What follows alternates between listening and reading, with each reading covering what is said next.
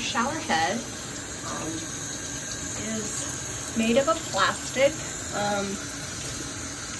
Doesn't feel real durable. This here is metal. So I'm not quite sure how this will do long-term being plastic if it were to be dropped. It does have several settings that, depending upon what you're looking for, very high pressure. And I got water running down my arm.